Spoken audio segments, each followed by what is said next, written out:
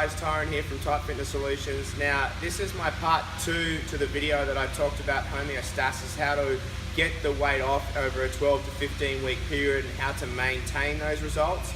Okay, so this is part 2 to that video on how to actually keep building up your metabolism and making sure that you keep the weight off and you keep making results in the gym, keep making results with your life so that you never actually yo-yo backwards again where you sort of get stuck. You know, you put weight on, you lose it, you put weight on, put some more on.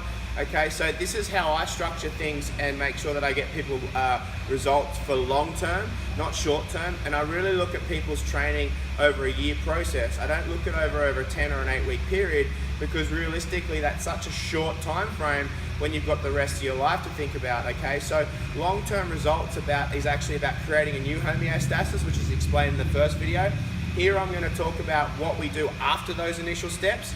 So that's first 6 months, and this is how I normally structure people's training and nutrition for the following 6 months. Okay, so looking at the broad picture and making sure that people really grab a grasp of how you actually achieve long-term results to break you out of the yo-yo style dieting.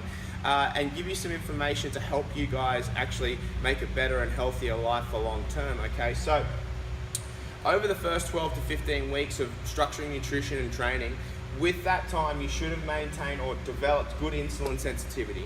Insulin sensitivity is where the muscle cells are open. There's more receptor sites in the muscles to absorb glucose that's from your bloodstream. Okay, if your muscle cells or you have less receptors, it means that you don't actually absorb glucose well from the bloodstream you utilize for energy.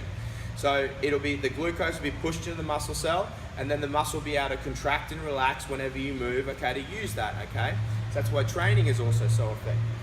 When you're utilizing glycogen uptake effectively, that delivers glucose, all right, to either fat or muscle, okay? We want to deliver glucose to muscle, okay? This is where insulin sensitivity is. If you're insulin resistant, you actually start delivering glucose to fat cells, okay, to keep it simple. When you start pushing muscle building nutrients into muscle cells, so when you're eating the right foods and you've worked out how many carbohydrates and things, which we'll talk about in a second, you start delivering nutrients into the muscle cells effectively, then you can actually start looking at carbohydrate intake and how to actually implement carbohydrates if more, and also looking at calorie loading to develop lean muscle mass, okay? Carbohydrate intake is dependent on the amount of lean muscle mass that you have, hence the word carbohydrate. Carbs hydrate lean muscle mass. The less lean muscle mass you have, the less carbohydrates you need to survive, okay? We're not creatures of comfort. We eat food to survive, okay? We just develop taste buds and way to make things taste better so that we're not eating styrofoam and cardboard every day, right? It tastes like it. Okay, carbohydrate timing this is where it's involved. When is the best time for you to consume your carbohydrates? Now, everyone is different depending on their insulin sensitivity and how you're actually going to develop lean muscle mass for future metabolism growth, okay? So you ever see those people that like look really lean and they're just eating heaps and heaps of food, and they have like cheat meals and free meals and they're eating all these calories and all that sort of stuff, and they just don't get fatter? It's because they've trained their metabolism to actually work. Their body needs that. Their body needs that energy because they've done the work to actually implement what it has to go on for energy uptake and how they push nutrients into cells for energy. Calorie loading, so I just talked about that creates metabolic flexibility. So if you're not teaching your body how to adjust excess calories and more calories on some days, less on other days, then your body is never going to be metabolically flexible. This is where yo-yo dieting affects them. People often starve themselves and go on a diet. They don't actually create any metabolic flexibility with themselves. So when they actually start eating a normal amount of food, their body doesn't know what to do with it. And so they just store it as fat. They don't know how to utilize it as energy. So that's what metabolic flexibility is, learning how to actually load a whole bunch of calories, use that for energy so that your body doesn't store it as fat, okay?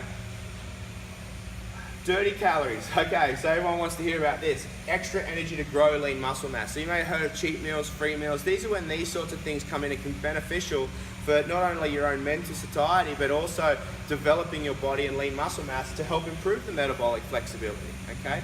It's not always easy to get extra calories from clean food. So this is where you can go, okay, well, I want some burger and chips, I want some pizza, you know? Like, you just don't know when and how to do it, right? using that metabolically flexibility process, you can teach your body to go from consuming 1,500 to 1,700 calories to jumping it up to 2,500, 3,000 on a certain day, and your body not storing it as a fat. It understands, they go, oh, I'm going to get that off next week. I know how to use it, so we can incorporate it, and your body won't store it. It'll just shuttle the nutrients, it'll shuttle all that energy into the muscle cells so that you can use it in the gym and help develop more lean muscle mass, okay? Remember, lean muscle mass improves your metabolism. The more lean muscle mass they have, the more carbohydrate you need, okay? Everyone loves carbs, they taste so damn good, right? Now, this reverts back to your insulin sensitivity and insulin resistance. The more insulin sensitive you are, the more carbs and calorie loading you can put at this time, depending on your training volume, okay? If you're training a lot and you've got a large volume to your training, then you're gonna need a lot more carbohydrates because the glycogen is being depleted from that muscle mass. So you'll be able to get away with a lot more, all right? This needs to monitor to your training load and what's feasible within your life and time schedule. Now, anabolic nature when you are lean. The leaner you are, the more anabolic hormones you produce. So it's in your best nature to consistently always try to get leaner, okay? Never try to get fatter, but you teach the body how to actually adjust calories and energy to get fatter, to get leaner in the future, if that makes sense. It's like a 1 step back to 2 steps forward process, okay? When you're lean, you produce more anabolic hormones than when you're overweight or fat. When you're fat, you're catabolic, which means your whole hormonal system is shut down. Okay, it stops working pretty much. So it stops working for you to make you use it. You just actually start storing more and more fat. Okay, what happens with calorie restrictions and low fasting diets and things like that is you shut down this anabolic nature even more. So when you get lean, right, your body hasn't actually, it's got lean, but it hasn't known how to actually improve anabolic hormone function because you've shut it down by slowing down your metabolism. Insulin is anabolic, not catabolic. Now, so many people I talk about are scared of carbs, carbohydrate phobic. Carbs are your friend if you know how to use them. Insulin is your friend if you know how to use them. Insulin is needed to transport blood glucose into the cell. Without insulin, you're a diabetic, okay? You're a type 1 diabetic. You need it, it's your friend, but it's how you use it. So if you completely go low carb for periods of time, that actually can cause a stress to your body, and your body goes into what's called glycogenosis, where you actually start making sugar from protein molecules. Okay, so for protein consumption, breaking down muscle tissue, converting protein to sugar. Now this is bad, so you've got to actually know when to time your carbohydrates, okay? You can use carbohydrates, people. Don't be scared of them, all right? You should only be on a low carb phase for a period of time to help open some insulin receptors up of the muscle. Okay, this is where a lot of people go wrong. Insulin resistance is catabolic, not insulin. Okay, so when your muscle receptors have low insulin receptors, that's when you're catabolic. That's when you're insulin resistant. Okay, insulin is not your enemy. Okay, so I hope this sort of helps plan out your next 6 months after you've done your first 6 months of basically trying to achieve these, so that you can continually make goals, you can continually sort of make success in the gym, and you set your body up in a foundation of nature where you never get fat again, right? And if you do, it's very easy to get off, not the opposite way around.